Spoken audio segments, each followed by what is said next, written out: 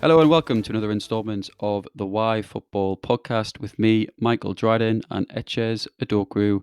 Today we are kicking off our new series titled The Chat, where we discuss the last week in football and the key issues to come from it. This differs from our Monday episodes, which provide a much deeper insight into specific topics. This Monday was on the late, great Gerard Houllier and his long career as a manager. So please check that one out. Before we start, please follow us on Twitter at yfootball_ and subscribe with us on Apple Podcasts, Spotify, Acast, and YouTube. Hello, Witches. Yeah, hey, Dryden, you good? Yeah, I'm not too bad. Not too bad. Feeling very festive on this Tuesday morning. How are you? How are you Yeah, doing? yeah, very decent. We should have got like a drum roll for the new series thing. I'll add one in. I'll add one in. Yeah, I think that'd be pretty good. But yeah, kind of to kick things off this week, we're going to discuss, can Liverpool win the title? Is it wrapped up, or will one of the chasing pack catch them? And to kind of kick things off, Dryden, I wanted to look at the chasing pack. So I got a little list down here. And first on it is second place in the league with 27 points. We need another drum roll. We don't have one. Leicester City. It is indeed. And just for a bit of context, I've got on my screen right now, we've got the Premier League table from last season, which we should note is actually on game week 18 last season. So we're like 4 game weeks behind because of coronavirus. So it isn't a direct comparison, but it's still, I think, it's right to compare, the Christmas, whoever's top at Christmas is so significant in the Premier League. Liverpool were top at Christmas. They obviously went on to win the title, but they were also top the season before, and it was won by Manchester City. So yeah, you're right in saying, Ches, that Leicester are in second place with 27 points, and I think they've it's a good achievement from them. I'm really pleased to see Leicester as a club actually have reached this kind of consistent level right now. And by now, obviously, they won the title in what was unusual circumstances under Ranieri, and I Mm. think to an extent, while it was such an unlikely event, I think a lot of credit needs to be given Leicester as an organisation. We shouldn't take away from the work that's been done behind the scenes, even prior to that title win, that has led them to become the club and the team that they have today. So obviously they won that title with stars such as Mahrez and Kante, who were brought in, but that was no fluke. And I think we're starting to see them reap the consistent uh, kind of rewards from the work they've done in terms of the analytical side, the recruitment side, how they've worked with data. They've become a pioneer, and I think will they win the title this season is a very open question for them because they can, but they have got arguably a thinner squad, you'd say, than others. So if they were to lose, and they lost Ndidi at the start of the season to injury, and there was a lot of talk of how that would affect their season. If Vardy was to fall to injury, if Schmeichel, for example, I know the keeper's always key for every club, but they've got a particularly thin squad. So I think it could be difficult for them to maintain that level of consistency. I think that's a fair point. I think the recruitment thing's massive. Leicester are one of the few clubs in the Premier League, in my opinion, that sell consistently and buy very well. Tim Chilwell, Ben Chilwell, good old Tim. It's, you know what it is because I was mentioning Timothy Castagna, and I merged the two names together. So obviously they sold Ben Chilwell to Chelsea. They brought in Castagna, who's been a great replacement. You mentioned Ndidi was out injured, and Mendy, who they brought in a few years ago, actually. Yeah, Kante did a good job.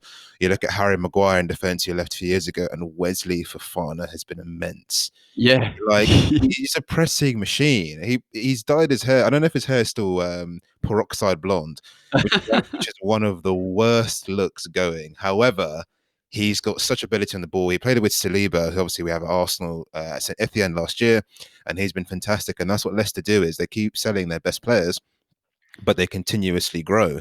They grow and they grow and they grow. They buy quite well. I've liked Under. I've seen him play a few yeah, times. yeah. He's played quite well. Madison, they bought well from the championship, and that's what they've managed to keep on doing. I think you're right in saying the squad is a bit thin, which could be an issue for them in the latter half of the season, especially with their Europa League commitments. So that could be a problem.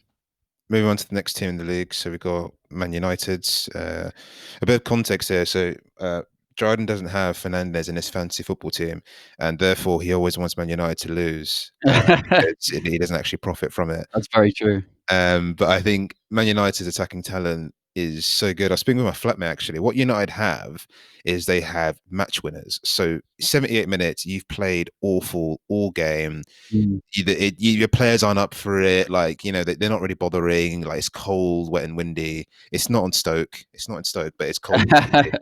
And you're looking at someone to change your game. Bruno Fernandes is going to do something. He's either going to get a pen, or he's going to take the pen, or he's going to do some weird pass which goes through, and he's going to win it. Rashford's the same. Pogba, when he's on his day, and I love Paul Pogba, I think he's a fantastic player, is the exact same as well. He might decide to just spray a 60-yard ball and the defense is cut. And that's what United have in terms of their attacking talent, is they can just switch it on you at any moment. Also, as well, to be fair to them, they're a really, really good at a counter-attacking team. Like, I've seen them cut man up. Like, when they Yeah. opt to do it, even against Leeds, they will. So I think actually he's one of the negatives as to why they may not win the league, actually, which is Ole Gunnar Solskjaer. I do consistently criticize him, but his masterstroke to bring in Dan James, I thought, as an ideal to kind of use the pace to get between the lines on the break was mad. He Yeah. got a goal actually, where Scott McTominay passed it to him, and it was fantastic. And I kind of Mm. feel like good at counter-attacking team, goals galore, good attacking players. I think they're definitely in the mix to potentially win the league. What are your thoughts? Well, they're kind of the opposite for me in terms of, if we're talking about Leicester, we're not talking about United.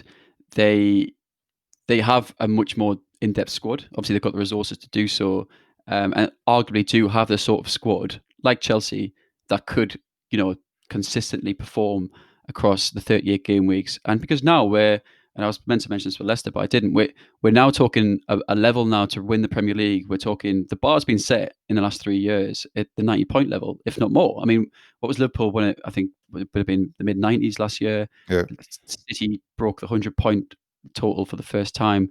You know, it might be different this season because it has been a bit more inconsistent for most teams, and as we've seen that from how tight it is now at the top. Um, but that bar is set so much higher. United and Chelsea, Liverpool, City, they are the four teams I'd say have this consistent squad, or have the squad to basically operate at a consistent level or a high level over the course of the season, even when they're playing European fixtures. Whereas teams like Leicester, a team like Tottenham, for example, it is that much more difficult, I think, to maintain that consistency, unless they don't get injuries, but they could do. So I think United could be a contender for perhaps fourth place. It's very difficult because I'm looking at the table now, and I'm trying to arrange it in my head, but there's just not enough places. I want to say I'm going to end up saying that five or six teams are going to end up fourth. I think I think Chelsea will eventually end up in there, and I do think United could. But then with that, you're taking out Leicester and Tottenham. I think Leicester and Tottenham are more likely to not be in there at the end than the likes of perhaps United and Chelsea, because they've got those resources. Like, as you said, they've got match winners. Chelsea have match winners. We discussed it about Arsenal, who we won't be talking too much about in this episode, which is a shame to an extent because they've fallen so much, and no one wants to see that unless you're a Tottenham fan. Really, you want to see it could be competitive at the yeah. top, which it Let's leave kind Arsenal of out is. of this. But we've got match winners in the United team. We've got match winners in the Chelsea team, and you're right with that. They've also got Big Bruno, who hasn't been in my fantasy team yet since he joined United, and it upsets me every week. I end up in tears every weekend, like I was this weekend. I kind of think with United as well, it's what will hold them back is the inconsistency. So Arsenal's best league win of the season was when we beat them away at Old Trafford, and we really shut them down with the press quite high. They couldn't really live with that, and they really struggled. I think in terms of where they'll come in the league, again, yeah, it's that situation where it's like, oh, we've got 3 or 4 teams or 5 teams that are all going to come fourth. They've got so much attacking talent they could do quite well. I'm not a big fan of Ole Gunnar Solskjaer. I don't think he's the right man to take them forward, which is to dominate Europe again, which should be the aim. For this topsy-turvy season, I could see them coming third. I could see, I expect City to come back up the table. But I think we kind of have to define some positions here. So I've got definitely going with Leicester fifth, and I'm going to go with Man United third for me. Is what I'm going to put down. But it's a tough one. I kind of feel like for them, they're just quite inconsistent. Even against Leipzig in the Champions League, got battered for the opening 50 minutes. Yeah. got a really dodgy penalty, and then absolutely like closed the doors in on Leipzig, and Leipzig couldn't really get out.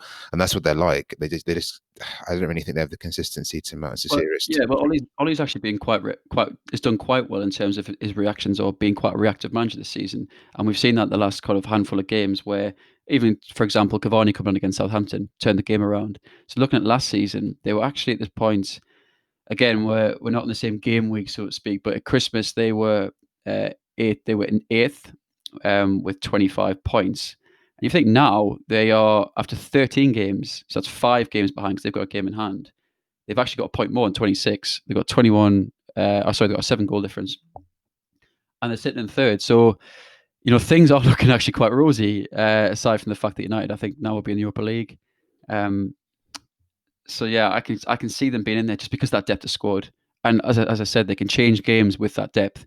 Leicester come stuck against a Southampton away. Have they got the same talent coming on? They've got Under coming on, as you said, who's a quality player. They've got other, Barnes doesn't often start. He might come on, but it's not the same as bringing on, the likes of Cavani, Martial, whoever doesn't start. Yeah, yeah, yeah, yeah. You're all right with that. United kind of do have that depth at their disposal. So it remains to be seen where they kind of come. The next one is another manager I'm pretty not too convinced on. Frank Lampard's Chelsea, who have played quite well this season. Some get again. That's a common theme with all of the teams, really. Apart from I'd probably say Liverpool now because they seem to have turned the corner, whereas they've all been Yeah. pretty inconsistent. Chelsea lost to Everton, who in their own right are doing quite well and been disappointing in a few other games I've seen, but then have turned on against others. I remember watching Man United Chelsea, which was the most boring game I think I've ever watched because Chelsea were afraid of the counter, so didn't press on possession, and United are waiting for the counter. So you just saw two Yeah. teams just kind of standing there holding hands, which was which wasn't great to watch. I think the positives for Chelsea again is the attacking talent they brought in this summer, which again is another theme with most of these sides, as they have really fluid attacks. But I think Chelsea specifically because they brought in Ziyech, they brought in Havertz, they brought in Werner, Pulisic came in last summer as well, not last summer but the year before. You give Hudson-Odoi still on their books. They've got so many players. Giroud, every time he's benched, he like kicks off a fuss and then comes on and then scores like 2-3 goals or 4. So they've got so many attacking options there. I think one of their weaknesses, actually, which has been highlighted, is two things. One, who is their 9? I think it's important. I've seen Tammy come in. I think Tammy scored yesterday. But Giroud's also come in, and it's one of those things where I think all of the teams around them, actually, even United, their best 11. I think Chelsea sometimes I feel are a little bit struggling for that in certain aspects. I mean, Mount plays. Where does Havertz fit in? Is Ziyech in that team as well? Hudson-Odoi is normally in the cold. What about Pulisic? Yeah, definitely. Yeah. And I think that's what he's struggling with at the moment. Is I want to know who is the best 11. Where's Kante? Where's Kovacic? Who's involved in that one? And I think that's kind of where Chelsea are lacking a little bit. I think they need some consistency there to say this is the team that we're going to have, and this is how we're going to move forward. But aside from that, you look at their team on paper with Mendy coming in as well, and they look really, Yeah. really solid. What do you think about them, Jordan? Well, what I thought has been really interesting about Chelsea this season has been that they've had so many stars come in, but actually some of the key performers this season have actually been some of the players that were already there prior to that, who perhaps played a part last season. Some of the recruitment that, as you spoke about, that has done quite well has been, Mendy's come in, he's done very well. Chilwell's done very well. He got injured last night, which is a shame. Um, and Ziyech has showed glimpses of quality, but players like Zuma, who's really came back and showed his worth. We've seen Mount do very well. Reece James has been a highlight for Chelsea this season, and again, Tammy Abraham and Giroud have actually performed and have stepped up when perhaps they were thinking at the start of the season, are we the future for Chelsea? Werner's ended up playing a lot more out wide, so perhaps it was always the idea to have Abraham playing more of a feature in up front or playing more games. But it's been good to see those players actually flourish. And arguably, if when Ziyech comes back from injury, I have actually got no idea what the situation is with Havertz. I don't think anyone does. And if those players come in and add to that, then we could really see a force to be reckoned with. Werner's a weird one. I mean, he's been quite unfortunate. I mean, last night, for example, he had an assist for Abraham where he basically scuffed a shot, went straight through the Abraham, who just tapped it in. And then he came through at the end and did like a Jeff Hurst style spoon they hit off the crossbar, apart from Jeff Hurst went in, and it was about 50 years ago. But yeah, I really want Werner to do well, and I think he will do. He's just playing a very different type of system to what he's playing at Leipzig, and a very different kind of league, playing against opposition that, a lot of the time we're seeing a lot of low block. We've discussed this, types of like West Brom, Newcastle, who are going to be playing low block. Can Werner break those teams down, particularly from wide areas? I don't know. It's a different topic perhaps than what we're discussing here. I don't think Chelsea can win the title this season. I don't think, and I think Lampard's is still got a free pass to an extent, because last season he had his first season in the Premier League, his second season altogether managing. They had the embargo, so he was given that pass in terms of, well, he's got to play the youth, so give him a chance. This season's almost like flipped on its head. Like, they've signed so many players for so much money, but to an extent, that's almost giving him another pass to say, well, you've had so many players come in that you need more than perhaps a season to embed them to Yeah, actually fair point. to breach that 90-point kind of threshold that I've set. I've Yeah, set. no, I think with Werner though, you mentioned a really good point where football analytics Twitter and my favorite. yeah, and general football watching is that he's missed quite a few chances, and everyone goes on about XG and all that sort of stuff. But he gets himself into positions to score quite a lot, and I liken him to Cavani, where they miss quite a lot, and they also seem to score quite a lot. But the problem is that we focus on the misses more than the goal scoring opportunities, when actually the skill that they have, which is perhaps underrated because they're not scoring, is the fact that they're getting into those opportunities to begin with. I think he will come good. To be honest with you, I've never actually been not convinced on him, but I watched him quite a lot for Leipzig, and I didn't. I saw what the fuss is about. He's quick, direct, and can finish. However, I didn't think he would like set the Premier line. What I think he will become is a very efficient goal scorer, like a Aubameyang. Because I see them as quite similar players: direct, quick, started off wide, can come centrally. They're Yeah, different. They're different in stature. Aubameyang is a lot bigger, but they're quite similar. On the ball, are quite direct lateral runners rather than offering trickery to cut inside or whatever. Not brilliant passers or great hold-up play, but it's that searing pace, I think, and that ability to be there in the right place at the right time, which I think both of those players can be. yeah. On my little list, I've got third for Man United and fifth for Leicester. What are your thoughts on where Chelsea are going to come? I think their biggest downside will be Lampard again. I think if his crunch time in March, I just can't see Lampard doing the business, to be honest. So I think for them, it's going to be top four job again. I think Chelsea are likely to finish in that, just because I think, again, they've got that wealth of talent. And so on my list, it would go Liverpool, City, Chelsea, probably United. I think would be the top four I'd have. But yeah, I think I put Chelsea in at third. Yeah, with Chelsea down as fourth. So kind of going on to the next team, everyone's favourite, Tottenham Hotspur, slash my least favourite. To be fair, so like I actually set out to do things. I said one, Ancelotti's too old to manage the Premier League, and I also said that Mourinho's finished in football, and now Everton are what, third or fourth, and Tottenham are a bit below that and are doing really, really well in the league. Whereas Arsenal, who I said Arteta was going to be the pioneer of football, 15th or whatever it is. So hats off to those two for proving me wrong. I think what Spurs have done really well this season is, I think we speak about managers that have, before the call actually, managers that have systems and managers that prioritize players. And I think Mm. what Mourinho's done is he's looked at what he's got available at Tottenham and utilised their strengths really, really well. I think the way they cut up Liverpool. I know that it was they lost 2-1. They cut up Liverpool quite a fair few times. I know that Liverpool this season have struggled with that, and I know they had Reece Williams at centre back, and I know that they had loads of defenders injured, but Tottenham cut them up.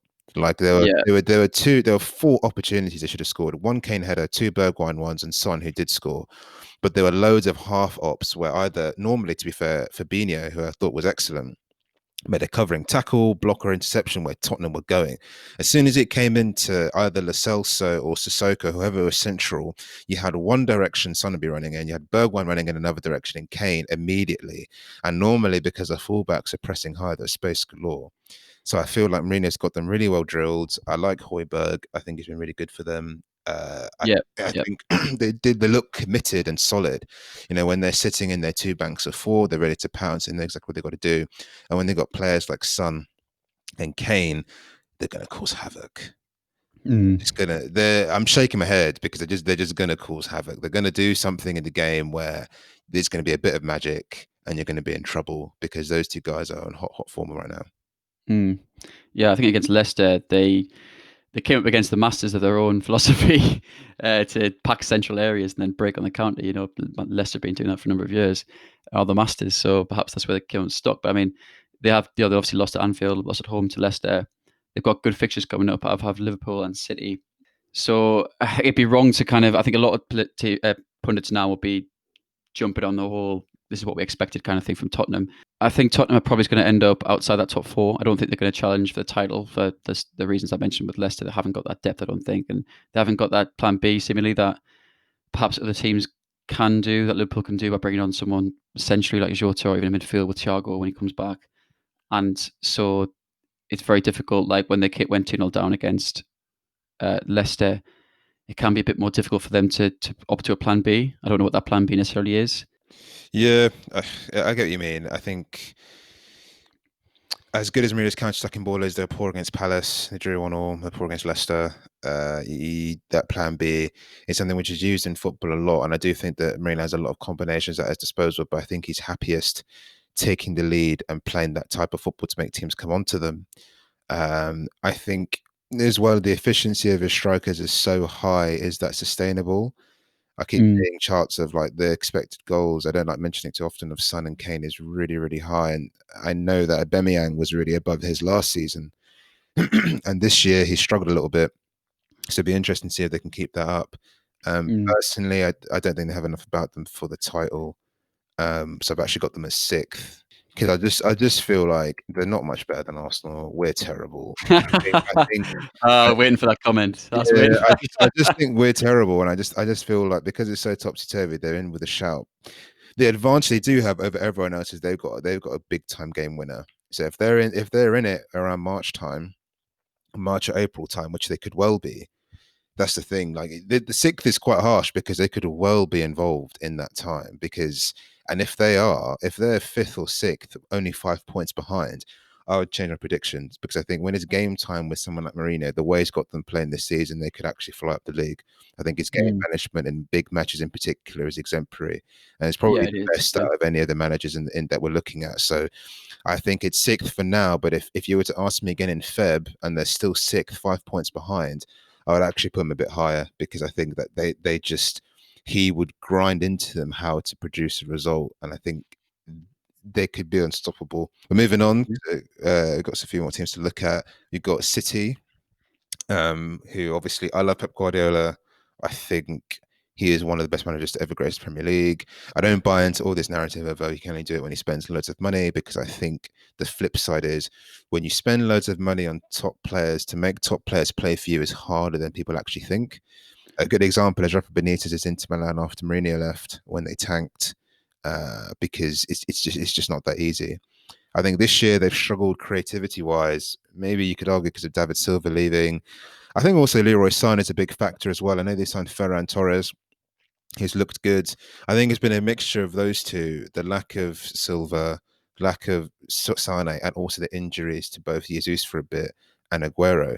But I think in terms of why they could win the title is just one man, KDB. Kevin De Bruyne on his day, he's an exceptional midfielder, and they've got so much ability around him. I love Phil Foden. I really Mm. like Gundogan. Jury's out on Rodri. I think he's a bit of an imposter, but he's played better this season.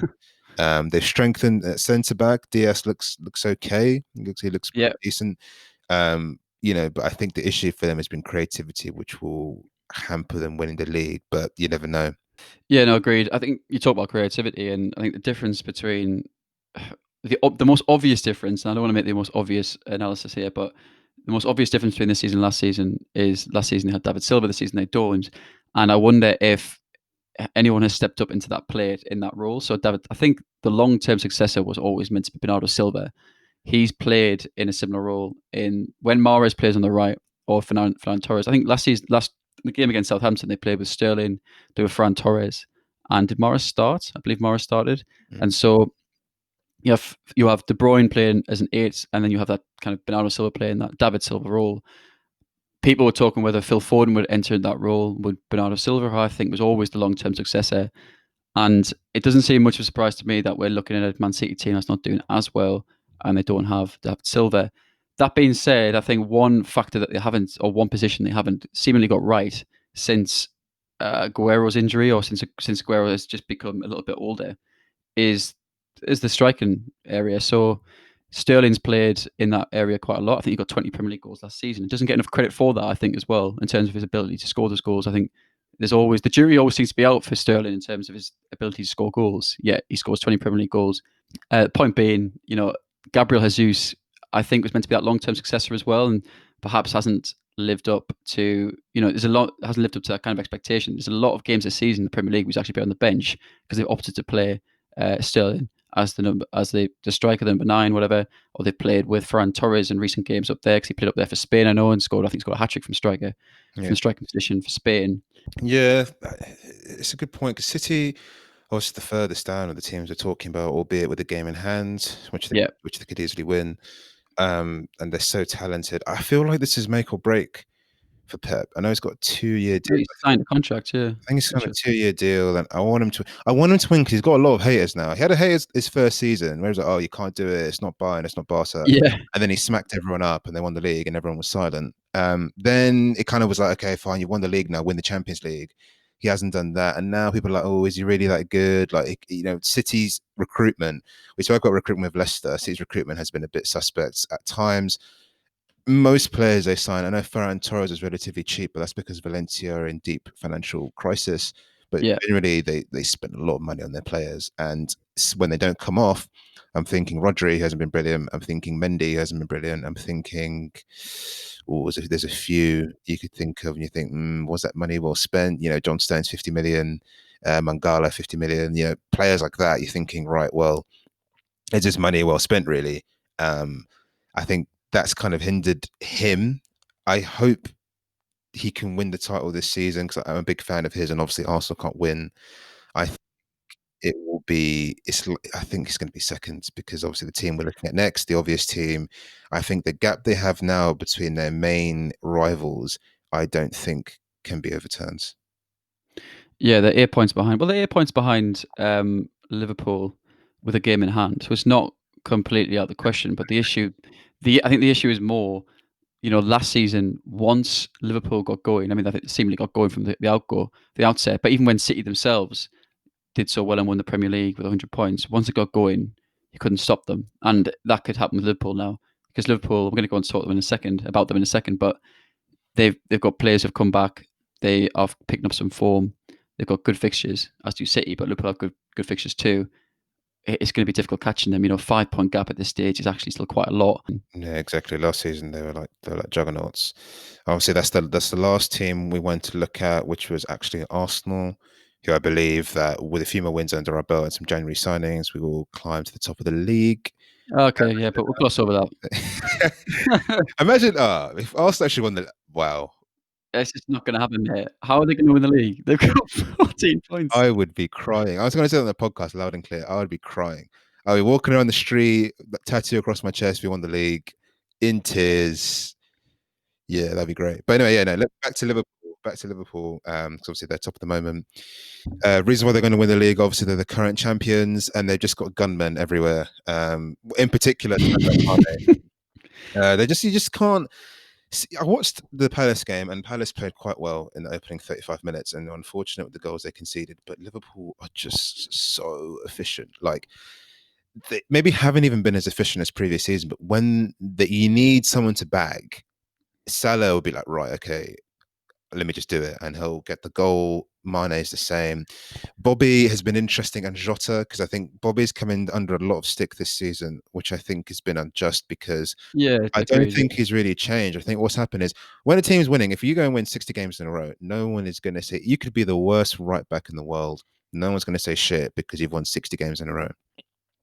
Yeah. When it's the other way around and you're not doing very well, you start looking as to why that's happening. And I think Liverpool is a problem where, oh, they're not winning, they're not scoring games, or they're not doing as well. Why? And people think, oh, Bobby's not doing this, Bobby's not doing that. And I think he's actually a very, very good player. I think Jota's injury is unfortunate. I think he's added a lot to the team. Salah's obviously very important. I think Thiago, from the brief clips I saw of him before his injury, has been exceptional. I think for them to not win the title with the lead they've got, the attacking talent, the intent, the identity they've got under Klopp is pretty hard to topple. Um, yeah, I just can't really see any way past them at the moment. There are a few weaknesses which I'll go on to, but what Yeah. are your thoughts on Liverpool at the moment? Yeah, I agree with the point on Firmino. I think it's quite easy to point the finger at the striker, particularly in a top team when goals aren't going in or not doing so well. And obviously he's the striker, but I mean in that side, he isn't to an extent. He's a false nine. He's almost like a cam to an extent. He's number 10 who drops, and then the inside forwards around them, Mane and Salah, come centrally, and above that they're almost the strikers in that team, and you should look at rather than Firmino. Arguably, that works in their favour that he takes all the heat, and then and then Mane and Salah get none of it, and then eventually end up banging goals and end up winning the league. Perhaps that's a good thing. But we had our podcast with Lee Scott from Talk Football Analysis, and he talked about the entry of Thiago into the team and how that adds an extra dimension. So it's been a shame for them that he's not played. And it's kind of coincided with Jota coming in as well, because so Thiago's meant to provide that outlet from central positions so they can build an attack through central areas, because usually they build their attacks out wide in the wing back areas, which they did against Palace to a large degree. I think Trent provided the ball that eventually went through to Minamino to score. He got an assist for Henderson. Robertson got an assist for Firmino's unbelievable touch. And then I really did think he did a no-look shot at the time, and I was really excited. But he didn't. But it looked like it, and it's just such a silky finish and a silky play. I think Thiago is meant to bring that kind of the ability to build from centrally. And then where you've got Jota, if you are going to build centrally, then that almost nullifies the need to have someone like Firmino drop. So Jota provides that kind of more of a forward outlet, um, a kind of more of a number 9 outlet as opposed to Firmino. But what I think has been really interesting actually is when Jota, I think he scored a hat trick in the Champions League, and so it was like he can't be dropped. They didn't drop Firmino; they just played, and this is in the absence of Thiago, but they played with Jota, Firmino, Salah, and Mane in the team. Um, That was and I wondered if that was the kind of future of Liverpool, and that you'd yeah. seen Firmino like in his role at Hoffenheim, where he played a bit deeper, in that calm kind of number 10 area. I don't like using the term 10, number 10 anymore because it seems to have been dying out the game, but um, that seems to be what we're going to see. And perhaps when Jota comes back, and I just, I just don't. I think Liverpool are going to win the league because I just think they have came through a lot of adversity this season in terms of injuries. Yeah, you say that though. Like so Mourinho did it quite well in a press conference that there's a massive agenda on Liverpool's injuries, and I do think they've had loads of players that are injured. But if you said to Arsenal, okay, Kolasinac, El Neni, Yeah, I know what you're going to say. so I know what you're the going to say. first team players they lost to injury were massive. Joe Gomez and Van Dijk. Thiago was also injured, but Thiago isn't the title-winning team from last year. Yeah, There was a time where obviously Jota's now injured. To be fair, so fair. I don't think their team's been decimated as many have said out to be. I know Matip has struggled with injuries, but Matip has always struggled with injuries.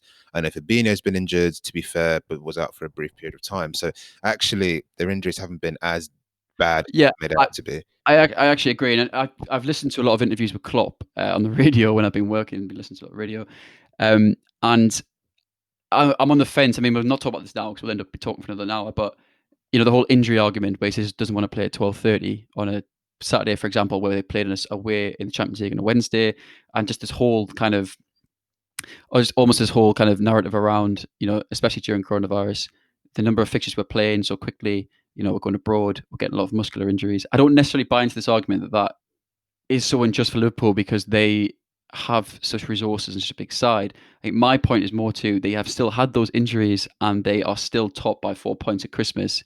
What's going to happen? What's it going to look like, in the new year when they have those players back, and what they're going to look like then? They're going to be even more of a force, and that's why I worry for the other sides because City haven't had the same level of injuries. And I know what you're saying. Any side that loses, 2 or 3 players, that's going to be key. Every side's get injuries, and to be fair, they've still done well with those injuries. But I fear for the rest of that top 5 or 6 because when Jota comes back, when Thiago comes in, when Van Dijk comes back, Gomez comes back, we've seen Trent's now back and played well against Palace. I think they're going to be a force to be reckoned with. Because at Yeah. the minute, I'll just quickly say at the minute we've got Liverpool at top, Mhm. Leicester in second, Manchester United third, the game in hand, Everton are fourth, and we haven't really touched on, but we haven't really got time. I'm kind of expecting to fall out of there eventually. Chelsea are in fifth, Tottenham in 6th, Southampton 7th. I'm keep going down because we need to get to Man City. Southampton in 7th, and then we'll keep on going to Arsenal. I don't know how long we've got. Yeah. And no, 8th we have Man City. Yeah. And so what are we saying? What do you think it's going to look like? I think when you edit the pod, you need to add in some laughter for that terrible joke. Really awful. I'll find some online. I'll find a clip of like of like Jose Mourinho laughing or something. I think it'll be Liverpool first, City second. I think Man United will come third. I've put Chelsea at fourth. I'll put Leicester at fifth. You know what? I'm going to change Leicester to sixth, Tottenham fifth. I think that's quite harsh on Tottenham. So Tottenham fifth and then Leicester at sixth. Arsenal seventh, potentially. I think we're going to get a lot of abuse about Manchester United third is the only concern I've got. But they're sitting third with the game in hand. They've had good fixtures. I've noted that. And when they've played the Champions League against better opposition, they haven't done so well. They obviously fell out of the Champions League. They lost heavily at home to Spurs, although that was with 10 men. I think Fred got sent off in that game. So I've watched United this season. I haven't been impressed with a lot of fixtures, particularly, I mean, the Brighton game. I think they stole a draw or a victory in that game. I think it was a draw. And they were really poor. And so that's why. But there's just a wealth of talent. It's the wealth of talent that I can't look away from. And so I'd agree with your list there. I put United either third or fourth because I just think Tottenham will falter due to a lack of squad depth, as will Leicester. And given the issues that have been caused to squads through coronavirus, the heightened injuries, and then also the fact that all those teams have European fixtures, it'll be too much for Tottenham and Leicester. So for a little change this week, guys, I'm going to wrap up. So thank you very much for listening to our first chat. But thank you for listening, and we'll see you next week. Cheers, guys. Cheers.